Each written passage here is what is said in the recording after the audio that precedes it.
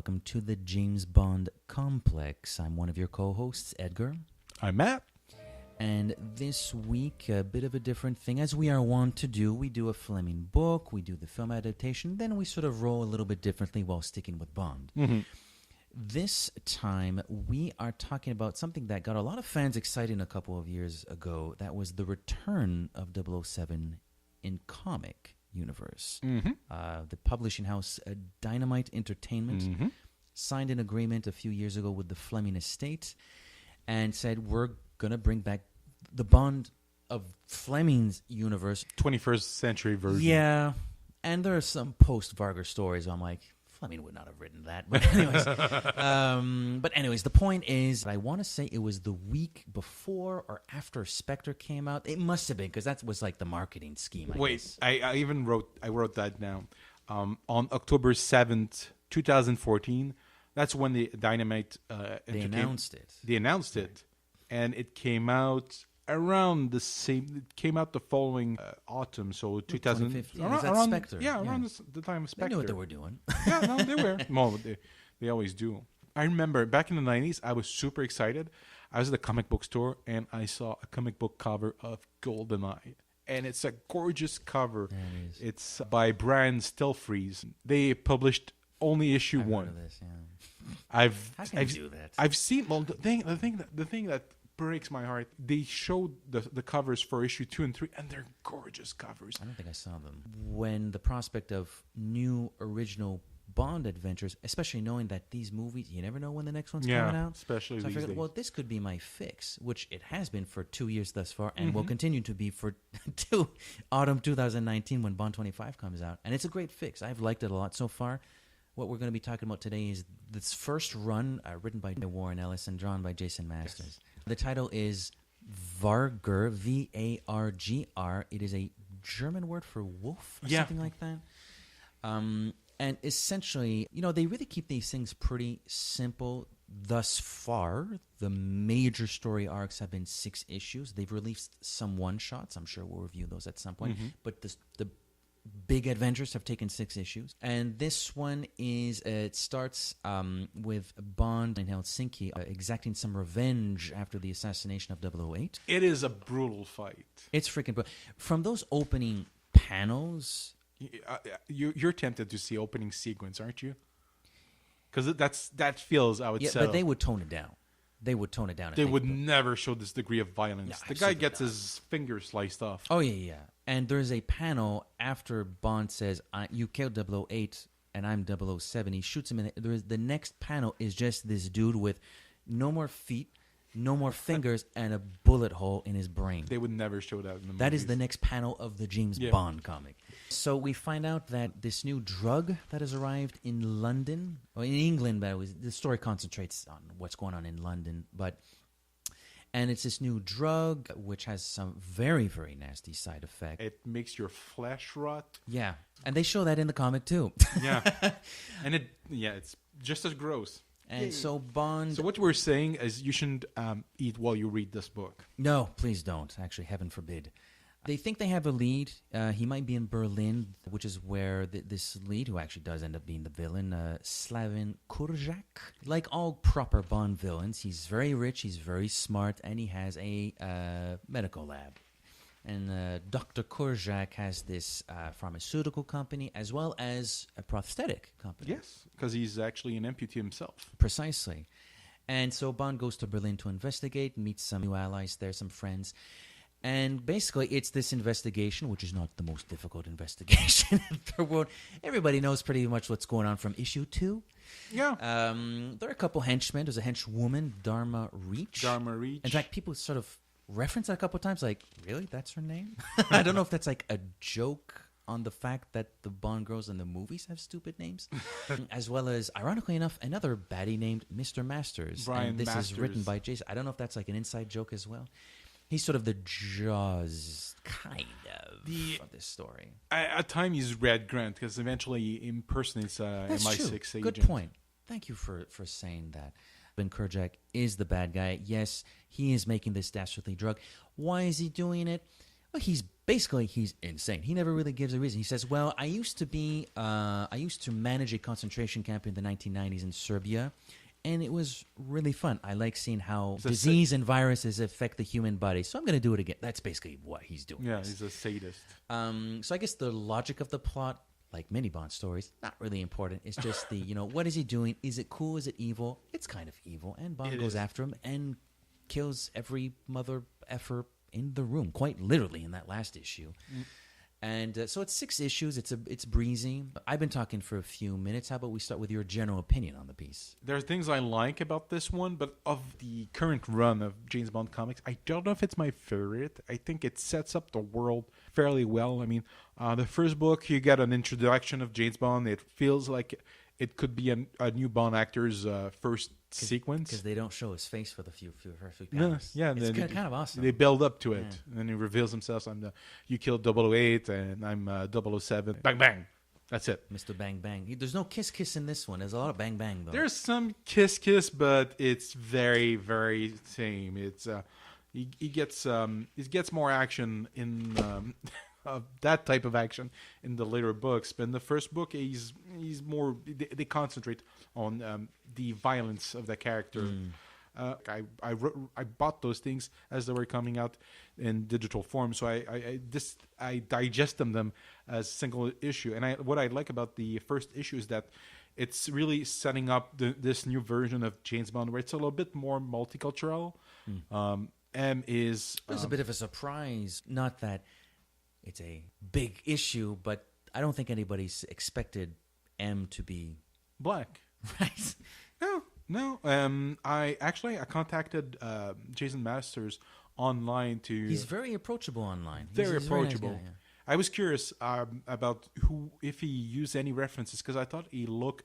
I love the sitcom Brooklyn Nine-Nine, so I thought he looked a lot like Raymond Alt, their boss on that show, because he's very stoic and is very. No nonsense. I'm like, it really reminds me of Holt. And I asked him who he used, and it's some British actor I'm not familiar with. And I was like, oh, okay. He also gave me pointers for a head of section in Berlin. He's actually, I remember the name of the actor, but he played Miles O'Brien in Star Trek Deep Space Nine, the chief engineer. I'm not well versed on my Deep Space Nine. Well, if I'll show you his picture later, and you'll say, "Oh yeah, it's really him." It really shows. Like, he doesn't get the likeness perfectly, but he gets the kind of how the person feels. And I didn't ask who he used for James Bond, but as sometimes I don't know if you're a fan of Archer, but. God, did he remind me of... There's a little bit of that. There's a lot of Archer. It's hard not to see it. This version anyways. I mean, we'll get to different stories that are handled by different artists, and the Bond does look a little bit different. Now that you mentioned it, I don't really watch Archer, but I know who that is, and I've seen images, so yeah. You need to start watching Archer. I've been told that. Whenever I say I'm a Bond fan, although I do like the fact that he has the scar on his cheek. Yes. So it is Fleming's Bond. It is. It is Fleming's Bond. It's more than... some of the other ones. Yeah, we'll get to that. Also, I love that they used the real Major Boothroyd as Q. That's probably the first instance of a fan interacting with the creator of what he's a fan of and convincing said creator to change some things about this creation, because Major Boothroyd, and I found out something very interesting that I'll mention later on, but Major Boothroyd was actually a fan of James Bond books. He contacted Fleming about his choice of gun for Fleming, said, no, you shouldn't use that gun, and he suggested, among other things, the Walter PPK, which has been synonymous with the character. You're holding a picture of Major Boothroyd. He in Vargr and in the other ones too. In fairness, he does look like that. Yeah, and he makes the comment about Bond's gun being fit for a lady, and not very nice ladies. I love that line of the book. Not the book, so to speak. We'll use the term book. Everybody knows what we're talking about. We're doing the comic book. So that was kind of cool. I love this gadget. I wrote it down. G2R ammunition. The bullets that fragment and yes, sort of shoot out other bullets, which we see in certain panels later in the book, which And is kind of cool. The X-ray, The X-ray panels, yeah, sort of the X-ray panels. That's what it is, No, basically. Yeah. it's very video game-ish, but it's a comic. I mean, you're entitled to. And it's, I wouldn't accept that. And I don't think I would accept that in a James Bond movie. All of a No. sudden, you see X-rays, but I think this is where the conversation gets interesting because it's very much Bond. It's also very much a comic book. How do you think those two worlds come together? Or those two mediums, I suppose. Do you think it works? Because we're so used to watching the films. Maybe you and I are maybe a little bit more familiar with the novels. But we're predominantly the film fans. Now it's that world, or a version of that world, in comic book form. Now, I know we've read more than Vargr, so obviously our opinion is going to be colored by all the storylines. I've also read all of them so far. I'm up to date. But in Vargr, how do you think that? Do you think they pull that off? 6 issues, here's a story, here's the action, here's some Bond girls. Actually, no, well, one kind of pseudo Bond girl. a Bond henchwoman, Villainess, henchwoman, yeah. femme fatale. I think the first 2 stories, Eidolon and this one, Vargr, are of one piece. It's like volume 1 and volume 2. If you include both, well, we won't discuss Eidolon today, but if you were to include both of them, I think it sets up the word well. But it's kind of like Dark to Know. Dark to Know, they set up some of the rules, but other people are going to do a much better job later on with the same material. So I think they set up an interesting version of the James Bond universe, a 21st century version, because this is indeed 21st century. And it's funny because he's sort of retro, and that's the thing. I think we've had this discussion before. James Bond is a retro character. If you try and make him more PC, more politically correct, which they did, and they did in the movies. I mean, he doesn't smoke anymore. It's a filthy habit, as Pierce Brosnan once said. As James Bond said. James Bond, but it fits the character so well. Like, it's something I enjoy. The self-destructive nature of James Bond is something I appreciate. The drinking, the boozing, the smoking, and that the character that tries to dull his senses and his guilt with all these excesses is something I adore. And if you make him more PC, more like a nice guy, it makes him less human, and that's what I appreciate. He has this veneer of being like proper English gentleman, but deep down he's an ass. He's a douche. And the comic book version of James Bond, this current one, is probably worse than any film adaptation. And sure. Even your boy Tim, he would go AWOL, but for altruistic reasons, kind of. Like, he's still kind of doing things in a nice enough way. The Vargr Bond is like, I am going to kill every mother effer in this room. He sort of enjoys the violence. There's always that debate. Like, does Bond enjoy doing this, or is he just good at it, so that's why he keeps doing it? I think it's both. I think it's like... I guess when you've been doing it long enough, you're sort of... maybe you don't enjoy it, but the distaste for it diminished when you've been doing it for so long. Because we're supposed to believe that, even though it's the 21st century, he's lived the Fleming stories. Or a version of it. Yeah, either a 21st century version of the Fleming stories. I wonder what the 21st century Live and Let Die would be like. They're doing... They should do that. I know they're doing... I know what you're going to say, and I'll let you say it, but I'm going to intercept you just by... I want the 21st century version of Live and Let Die. I agree. I know they're doing modern... I don't know if it's modern version. They're going back to the 50s. Oh. I know. So we have these. We have pre-007 Bond, his war years. I don't know if you knew that. They announced that. But they announced that months ago. I have no idea what they're doing with that. Really? No, that's official. You can go on the website. And we only have Young Bond, which I've never read. I haven't read it either. It's going to be interesting. But the Casino Royale you're referring to, which has been delayed for literally a year, it's 1953 Casino Royale. Part of me is excited, but also disappointed. But, I mean... The movie was supposed to be a modern version, but we both know that it's not the same thing. Like the cinematic version of James Bond, of course, it's not the same thing. But you know what I think this comic does, and this run in particular, the Ellis Vargr Masters run, is that it's like back in the day when the Fleming stories came out. it was shocking. It was, oh my God, there's so much violence, there's so much sex. It's very provocative in that sense. Culturally, given the mores at the time, it was very provocative. The films don't really do that anymore, so I feel like the comics are a reimagining of that. So it's going to be violent, it's going to be dirty, Bond's going to get beaten up like he does oftentimes in the book, and it's going to be very bloody like it was oftentimes in the book. So I feel like the comics, at least the Warren Ellis, Jason Masters version, are sort of picking up that mantle, so to speak. He sort of revels in the violence. After Masters has killed everyone, well, first off, he kills everyone in the office, and it is brutal. I mean, I've took the liberty of having some screenshots on my notes, which eventually I'll have to find a way to maybe put them on the website. They're full of mistakes and misprinting and something. That's all right, but yeah, and you can tell that he's obviously not right in the head, because I'm looking at a panel right now. It looks like a Joker. He looks like a Joker, but in this panel right here, he is talking to someone that has half his brain oozing on the ground. I don't think he doesn't quite get it. No, he doesn't get the concept of blowing someone's brains out. But his death as well. Speaking of, on the topic of Bond being a bastard, he can't get it up. He can't get it up. Dharma Reach. Yeah, we haven't mentioned this. Dharma Reach and Mr. Masters are trying to be lovers. They have some sort of an affinity for one another. Yeah, physical attraction. I think they are lovers. He just has, like, he can't get it up unless like he's covered in blood and right up my alley. Well, I think that one of the key things about Mr. Masters is that he can't feel. He can't feel. Stamper.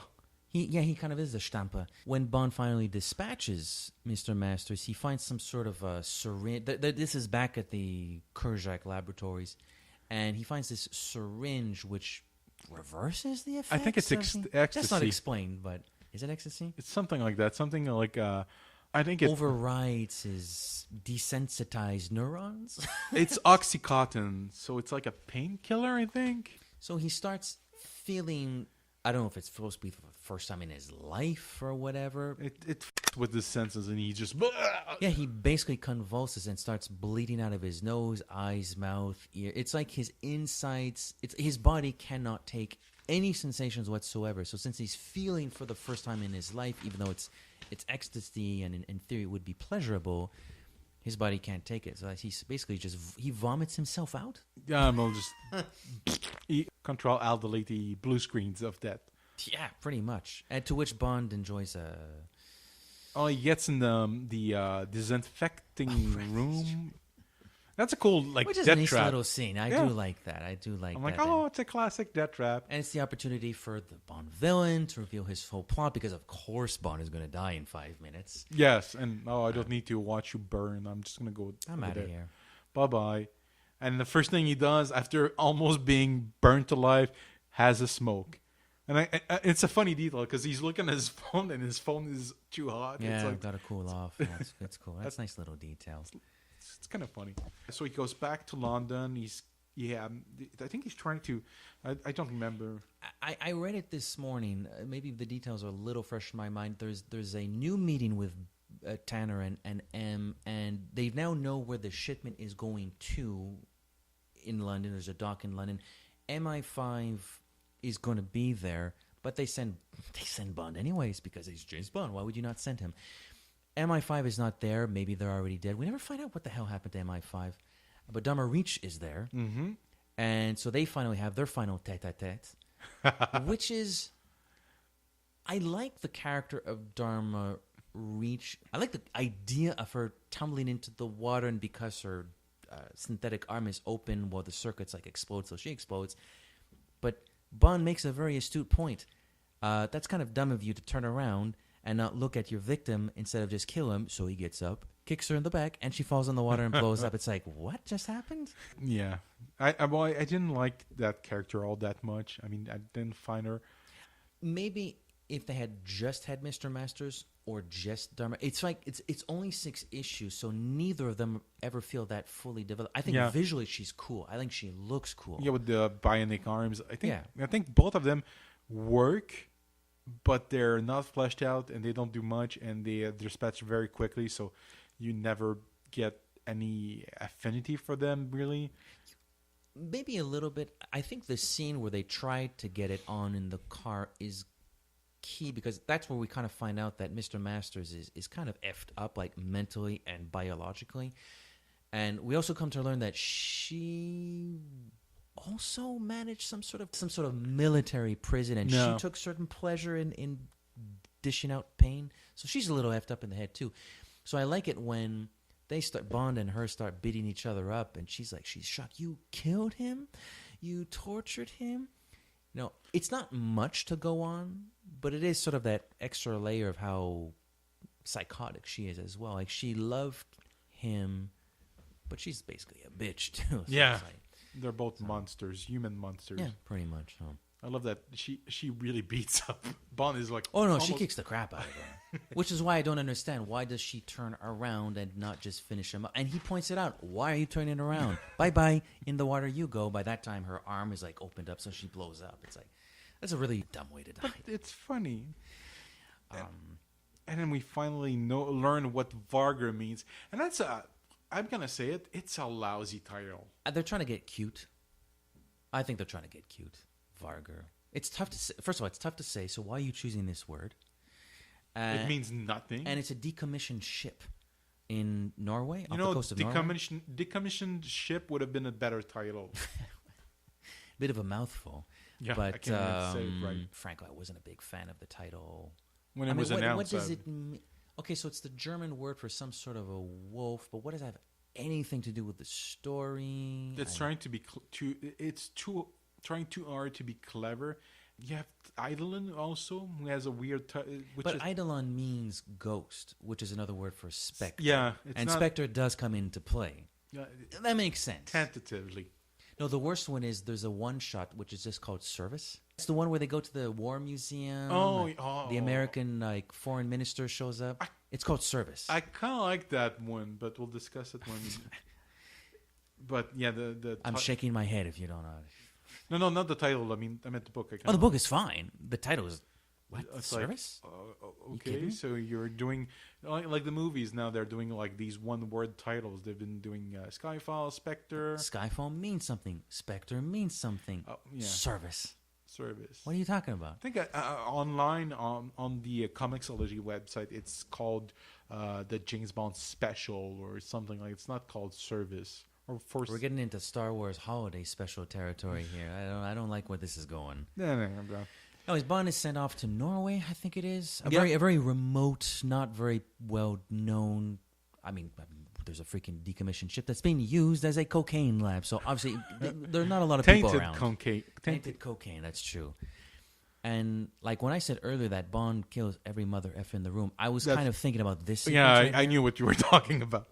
I took a screen grab of all the wounds X-ray shots now. Yeah, everyone gets a bullet. You and you and you and you. You get a bullet. You get a bullet. You get a bullet. There's this burly woman among there too. Hey, skinny. Oh, she slams his. She really gets. Well, she gets one good shot off on him, and after that, boom, boom, boom. Oh no, she gets one in the head. Her brains are out. I like the fact that Kurjak, when he notices Bond, he takes one of his scientists and shields himself with him. That was a nice touch. Anyways, it gets really bloody. Bond gets beaten up. He gets a few shots actually. He gets he's bleeding by the end. Yeah. He's battered and bruised. They just want him to recon or something, because when they say, "Oh my god," because they're communicating over radio, and we've heard shots. Get back, and Bond's like, "No, I'm gonna kill everybody right here, right now." So what was the point of the mission if you have James Bond to just do recon? I didn't understand why they were calling him back to HQ. It didn't make much sense to me. Of course, Bond is gonna continue with it. He has bombs on him. He blows up the ship. Why would he return to HQ? It's just. I think there's a running gag about bureaucracy, the hard rule, OMS. I think maybe that's like the continuation of that. Yeah, but it's like whatever. Yeah, because at the beginning of the book, he has to give up his gun. There's an entire subplot about him not being able to carry his gun. I mean, you can you got MI5, which is domestic. You have MI6, which is foreign. So therefore, Bond can carry his gun on foreign soil, but not on home soil. So he can't leave the country with his gun. It's sent to him in diplomatic pouch. I don't like. It's not a bad idea if they It's had made a something- story where that actually came into play. That doesn't come into play. Yeah, no, it doesn't. It's really there's some things in spy movies that depending on the genre. Like I really like Tinker Tailor Soldier Spy because it's dry and it's really like about The one tight. from 4 or 5 years ago, or the Yeah. old one with Alec Guinness with Obi-Wan. I didn't see the one with Commissioner Gordon, Gary Oldman. I like that one. I love dry spy storylines. There's a TV miniseries of a film a few years ago called The Company, and it's about like 4 decades of the CIA and the Cold War, and it's fascinating. Like I like that for a miniseries. I thought it was perfectly fine. I love those dry spy things, and if they did the thing in a dry spy story where you can't bring your gun, it becomes a subplot. It's perfectly fine in storyline like that. But when it's in a James Bond movie where you expect like pew pew pew pew, A watered down version of what that story could have been like. If they want to do a 6-issue run where there's a lot of red tape and bureaucracy that is actually hindering Bond's ability, like I guess the villain would be secondary in that kind of a story because Yeah. the point would be I'd actually read that. Here they sort of tease it. They don't really do anything with it. It's like why do it? Like it's a waste of pages and or why panels. do it in this story if that's not going to be the focal point Yeah. of the story? You want to make a 6-issue. If you want to hire these guys back, who I think they write well, they draw well, hire them back where the hard rule is the focal point, and it's like a series of pseudo gags You know where what? Bond is like, "Oh crap, I don't have my gun," If it was a bigger part of the book itself, that could have been a great title, The Hard Role. That is a good title. That is a good title. We need a sequel to Vargr Called- about the hard rule. Exactly. Warren, Jason, if you're listening, Jason might be. Jason might be. We'll send him the link. If you are, we want the sequel, We The love you, Hard Jason. Role. You're the best, Jason. We love your Bond. That's pretty much how it ends. The Vargr blows up. Slavin Kodajak is the one that makes it out alive, although not for long. He's trying to get away. Bond busts a cap in his knees and says, I do like, you know what I do like about those You last few sank pages? my You sank battleship. my battle. That's a good line. That's I like funny. that. I like that. He's already been told the romantic version of, I was leading this concentration camp and I loved the beautiful way in which human bodies disintegrated. And now Bond has Kodajak at his mercy and he says, okay, enough with the romanticist bullcrap. Why are you doing this? And he just gives the same response. So Bond is like, well, F this. Bang, Bang. in the head. I do like that. I do like it. The Yeah. guy is crazy. He's just doing it because he thinks it's awesome. And that's how Vargr ends. Yeah. I do like the artwork. I like the artwork. I like what Casalanguida does later in Hammerhead and current. It's not quite done. It's Kill Chain. I like his work a little bit more. We'll get into why when we do those stories. But I do like Jason Masters' clean but also detailed enough. Like, you know what's going on? It's not like a lot of these modern comic books where there's so much detail. It's almost distracting. Jason Masters seems to know what's important in the frame, and he makes that look great. Everything else in the background doesn't matter. It's like those X-ray shots where like the bullet shards and the pierced flesh are very well detailed. The rest is just like a red background, which is also kind of cool because it's a death, so red background. So I do like his art a lot. I actually found that, especially when he's in the ship, there's a lot of details. He obviously did a lot of research. It's not overwhelming, I find. Well, I was never overwhelmed by it. It's stylized. I think it's stylized in a way that it doesn't feel incomplete. It just creates its own world where it makes sense in its own way visually. But because some artists, their work becomes hampered because they're trying to get so much details that you're not focusing on the narrative. He's telling a story, so boom, boom, boom, boom. There's a moment. It's a simple moment in the first issue where Bond is at M's desk and he's just sitting and just like. Doesn't talk to him. And He has business to attend to. I will talk to you in a few minutes. But I mean, he probably I'll be honest. He probably recycled the background for all the panels. That's how I would do it personally. But the thing is that it's Bond's reaction. Just like he is looking, he looks like his a kid. watch, I think. He looks like a kid. It gives powers. Like it works. It tells a story. There's no word, but it's the artist telling a story. This is the relationship between those two characters. That's a very good point. And actually, although understandably, there's not a ton of M in this story, but when M is there, what Masters and Ellis get right, I think they get a good few things right. I do like Vargr. What they really get right is the M Bond dynamic. Yes. They've worked with each other for a long time, so they do know each other very well, but M is still extremely curmudgeonly. It's like, there's a great line where after that first meeting, M says, "Oh, and don't waste your time with Moneypenny. I consider her to be a heck of a lot more valuable than you are." That is M. That is M. Yes. Yeah. From the book, it's.